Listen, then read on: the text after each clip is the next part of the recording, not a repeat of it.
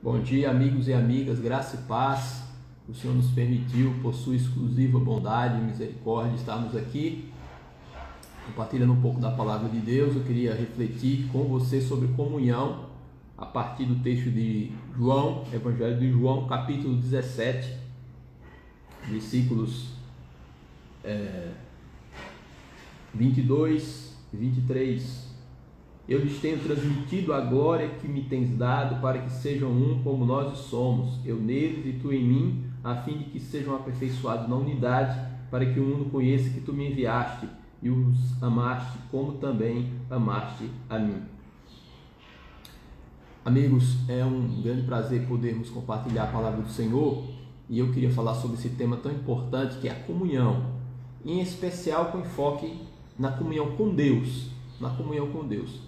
É uma vida sem comunhão com Deus, cremos nós, ela na verdade vai ser sem sabor, sem brilho, não é? sem o aroma que torna a vida algo positivo, né? E que vale a pena ser vivido, não é? Porque todos nós buscamos propósito para a existência e saber que não estamos aqui abandonados à nossa própria sorte, que o acaso, não é? Ele não dita as regras da existência do homem na terra, mas existe um Deus que dirige a história e que no fim, né, vai mostrar o seu poder de uma maneira ostensiva. Hoje ele já governa, mas ele há de fazê-lo de uma maneira clara, explícita diante de todos, né, em algum momento da nossa história, não sabemos como, mas ele virá, e isso será a vitória do nosso povo, né, do povo de Deus, e Deus julgará, né, o mundo com justiça. Mas além dessa perspectiva, não é, escatológica do fim dos tempos que temos, também é verdade que nós já desfrutamos agora da comunhão com Deus, né? Então, ter comunhão com Deus não é apenas uma perspectiva de um futuro, não é, de um fim da história e estarei com Ele, não é, em alguma dimensão que ainda não conhecemos exatamente o que é, mas estaremos com Ele para sempre. Na verdade, esse estar com Deus começa agora, começa hoje, e nós devemos desfrutá-lo agora. E a comunhão com Deus, ela tem uma importância vital na vida cristã, mas é preciso entender que nós precisamos querer isso, né? O Senhor não substitui o nosso sim na comunhão. Então é o primeiro ponto que eu queria tratar com você. Se queremos comunhão com Deus, precisamos querer comunhão com Deus. Isso é muito importante. Se você já leu os Salmos, se você tem prestado atenção, você percebe esse desejo profundo, não é, arraigado no coração do salmista, de ter comunhão com Deus, de ter intimidade com Deus, né? Tem um salmo que ele fala que a minha alma tem sede de Deus. O meu corpo almeja o Senhor como uma terra árida, exausta, sem água, não é? Outra passagem, ele diz que assim como os guardas anseiam o amanhecer, o romper da manhã, assim minha alma para com Deus. Porque você sabe que o guarda, ele fica no seu tempo de vigília, e ao chegar amanhã, né, a outra equipe vai rendê-lo e ele vai poder ir para casa. Agora, ainda que ele esteja com muito sono, e resistir ao sono é muito difícil e desconfortável, ele precisa estar atento, né? Do contrário, ele pode ser punido. Então, assim como o guarda espera o descanso, porque pela manhã o seu período de vigília acaba, não é? E aí ele vai poder descansar, assim minha alma almeja o Senhor, porque nele eu posso ter descanso. Então, um desejo que parte de nós, né? E esse querer humano, querer a comunhão é fundamental. Do contrário, o Senhor não vai sequestrar o nosso coração, né? Ele precisa ser doado a partir de uma disposição voluntária minha e sua. Então, uma passagem dos evangelhos que é bem ilustrativa em relação a isso. Jesus, depois que ele repreendeu, né, duramente os fariseus, você vai encontrar em Mateus capítulo 23, ele faz um lamento sobre Jerusalém. Ele diz: Jerusalém, Jerusalém, que matas os profetas, apedrejas os que te foram enviados? Quantas vezes quis eu reunir os teus filhos, como a galinha reúne os seus filhinhos debaixo das suas asas, mas vós não o quisestes, ele fala. Então, é importante isso, porque ele manifesta o seu desejo de ter comunhão com o povo, o seu amor ao povo de Israel, a Jerusalém, a capital, não é? Quer reunir os seus filhos sob as suas asas, mas ele encontra, não é, um empecilho. Deus encontra um empecilho. Qual o empecilho? A inexistência de um sim e de um querer humano, mas vós não quisestes. Eu quero resgatar vocês, mas vocês não querem, mas vocês oferecem essa resistência a mim. Eu não vou sequestrar o coração de vocês, eu não vou adotar uma postura invasiva, né, contra o consentimento de vocês. Então é importante entender, a comunhão ela vem com o nosso consentimento, com o nosso querer, com o nosso desejo, com uma consciência profunda de necessidade de Deus. É básico falar isso e não pode deixar de ser explicitado, porque ninguém pode convencer e argumentar, né, para que alguém possa ter comunhão com Deus sem ter, né, esse desejo autêntico no seu interior, né? Isso é algo que a gente não pode esquecer. Mas também é verdade que se nós desejássemos a comunhão com Deus, se quiséssemos intimidade com Deus e não houvesse uma porta aberta, escancarada e, na verdade, um desejo de Deus em contrapartida, jamais essa comunhão seria consumada, é evidente. E isso é muito importante, porque se você quiser ser amigo de alguém e não houver uma disposição do mesmo sentido da outra parte, essa amizade ela fica inviabilizada. Eu sou alagoano, né, e conheço algumas pessoas. Um professor meu da graduação falava que era amigo do Djavan, e quando ele era mais moço, esse meu professor, ele compôs também algumas músicas e conhecia o Djavan naquele contexto ali, né, na cena cultural alagoana, ainda no início dos anos 70 aproximadamente, e ele dizia: olha, eu tenho 10 músicas, se eu tivesse tantas como você, eu já teria, e tão boas, eu já teria ido para Rio de Janeiro, porque se você não vai, aconselhando o Djavan, né? O meu tio, que uma época também nos anos 70 se meteu a artista, chama o Djavan de Dija, o Dija, porque se encontraram já em apresentações, assim, quando eram mais jovens. O que eu quero dizer com isso? É porque é o seguinte, quem tem menos expressão, né, do ponto de vista da notoriedade, né, social, o meu professor, o meu tio, né, conhece o Djavan, mas o Djavan não conhece essas pessoas, né? Então existe uma ideia de amizade só de um lado, mas não do outro. Então, assim, graças a Deus, não é com Deus, porque nós queremos, nós que precisamos, temos a consciência de comunhão. E da outra parte, será que existe esse desejo de ter comunhão conosco? É óbvio que sim, é claro que sim, porque os textos a respeito disso são abundantes. Jesus Cristo disse: vinde a mim todos os que estáis cansados e sobrecarregados, eu vos aliviarei. Então ele é o rei, ele é o sou que sou, mas ele disse: venham a mim, eu escancaro a porta para você. Quem convida gente com problema para perto de si? Aliás, pessoas com problema, pessoas que estão em crise, mergulhadas em crise, na verdade afugentam, né, os amigos, se tornam, na verdade, verdadeiros leprosos, né? E ninguém quer se aproximar para não se contaminar, né? Vai que essa maré de azar ela é contagiosa e me pega. Então, as pessoas que passam por crises, que estão com dificuldade, enfrentando dificuldade, normalmente são poucos que ficam. Os que ficam são verdadeiros amigos. Só que Jesus Cristo fala: se você está atribulado, se você está cansado, você encontrou a pessoa certa, porque eu estou dizendo: venham a mim. Também está escrito em Apocalipse: eu estou à porta e bato. Se alguém quiser e abrir a porta para mim, eu vou ter comunhão, eu vou comer com vocês. Então ele se oferece. Veja como Jesus Cristo, né, por assim dizer, oferecido, né, para a comunhão, como ele quer isso. Ele fala, insiste: tenham comunhão comigo, me busquem oração, batam na porta, insistam em bater. Peçam e vocês vão receber. Todo que busca, encontra. Então, ele é alguém importante que não coloca obstáculos ao acesso a ele mesmo. Isso é algo que diferencia Jesus Cristo, o Senhor, de todas as outras pessoas importantes que conhecemos, né? Toda pessoa importante ela vai ter muitos anteparos, né? Até por uma questão de tentar enxugar a demanda, porque elas não são capazes de lidar com todos os outros, e também porque seria muito cansativo. E ninguém quer se aproximar de pessoas que apenas demandam, que pedem, né? Que nos esgotam. Aí você vai encontrar as pessoas investidas de altos cargos públicos ou grandes diretores, né, de empresas importantes.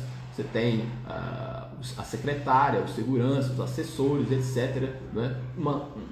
Muitos filtros, né, até você chegar à pessoa que tem importância, que tem poder. Mas o Senhor fala, eu não tenho nada disso, eu estou dizendo para você entrar direto em comunhão comigo, porque está escrito que pelo sangue de Jesus, pelo novo e vivo caminho, o céu, o véu, foi rasgado de alto a baixo. E agora você pode acessar o Santo dos Santos sem nenhum impedimento. Você vai encontrar a intimidade comigo sem que existam essas etapas, né, a serem cumpridas, sem que exista, não é, uma burocracia celestial até você chegar a mim, porque Ele se oferece a nós como o próprio caminho. Né? Eu sou o caminho, a verdade e a vida. Quem vem a mim, né, eu jamais lançarei fora, também está escrito. Então é um Deus que é completamente acessível, e isso é algo maravilhoso. Sermos recepcionados pelo Senhor, saber que Ele não vai nos enxotar, que a nossa oração e a nossa busca e o nosso bater na porta não significa incômodo, significa prazer como Pai. Mesmo nós, né, como pais, às vezes quando o filho chama demais, principalmente quando é pequeno, né, a gente perde a paciência. Mas essa é uma questão de limitação humana. Mas o Senhor não, Ele estimula a comunhão, Ele estimula a busca a Ele, né? Mas além dessa ideia de comunhão com Ele, que parte, como nós falamos, primeiro de um querer, de um desejo, de um sim nosso, que é insubstituível. Depois, a certeza de que se eu quiser, se a minha vida se colocar no altar, esse altar não vai estar fechado com a balança, essa porta não vai estar trancada, muito pelo contrário, ele vai estar aberto, sempre à disposição para me receber, e tem prazer nisso. Também eu sei que a minha comunhão com Ele me transforma. O tempo de exposição à presença de Deus não deixará que eu seja o mesmo, e essa mudança ela vai ser contínua e cotidiana. Isso é muito importante entender.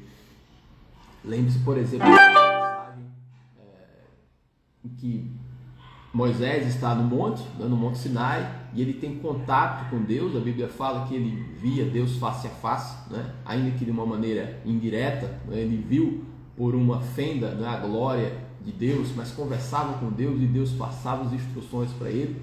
E quando ele desceu do monte, ele estava com o rosto resplandecente. E aí as pessoas notaram que ele tinha o rosto resplandecente. Só que era uma resplandecência, né, uma glória, né, uma expressão de poder, né, nele, de contemplação. Ele foi contaminado pela glória de Deus só em estar perto de Deus. Ele precisava usar um véu depois disso, porque as pessoas viam que ele tinha sua aparência resplandecente, mas aí em um dado momento aquela glória ia, né, decaindo. Havia, né, um refluxo daquele poder, daquela expressão de glória, até que o rosto dele ficava outra vez opaco. E aí ele usava o véu. Mas aí Paulo, usando essa passagem, ele diz, olha, nós não somos como Moisés, como o povo da velha aliança, que via o rosto de Moisés acabar aquela glória, porque para isso ele precisava colocar um véu para que o povo não percebesse. Olha, está acabando a glória do rosto de Moisés, estava resplandecente agora passou. Porque a glória que o Senhor nos fornece por meio da nova aliança, ela é uma glória que não acaba, está escrito. se o ministério da morte, se o ministério da condenação teve a sua glória, a ponto de os filhos de Israel não poderem fitar, não é, observar a face de Moisés por causa da glória, que era uma glória que ela decaía, com maior razão o Senhor quer que nós andemos de glória em glória, porque é o Cristo em nós, esperança da glória. Então nós temos todas as chaves de acesso. Primeiro, temos um Deus que nos recepciona com amor, um Deus que não se irrita com a nossa insistência e que disse: vinde a mim, vocês que têm sede, venham a mim e bebam. Eu darei de graça a água da vida, disse Jesus Cristo. Eu convido vocês a beberem, eu convido vocês a um banquete espiritual. Ele também disse que quando nós chegamos diante dele, a contemplação da sua glória e o tempo de exposição à sua presença também não vai deixar eu e você do mesmo jeito. Porque essa glória, ela é contaminante, glória a Deus por isso. Porque mais do que um exercício espiritual, não é uma disciplina de falar alguma coisa diante de Deus, na verdade ele fala também conosco, não é?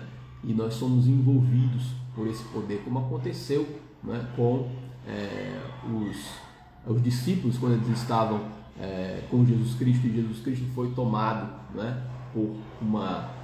é, pela glória, ele foi transfigurado, né?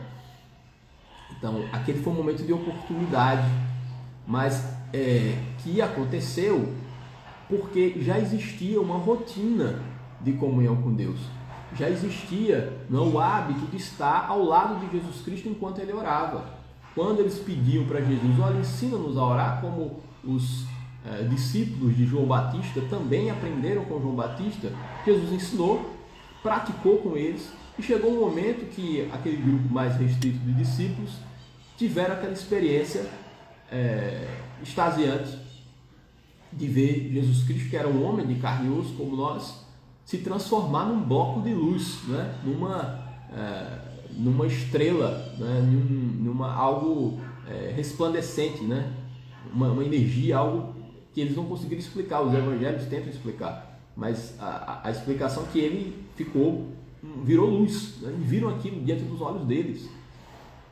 Então foi um fenômeno espiritual que eles não contavam, não calculavam isso que pudesse acontecer, mas aquilo veio também como uma experiência da rotina de oração. Em algum momento, segundo a soberania de Deus, aquilo aconteceu.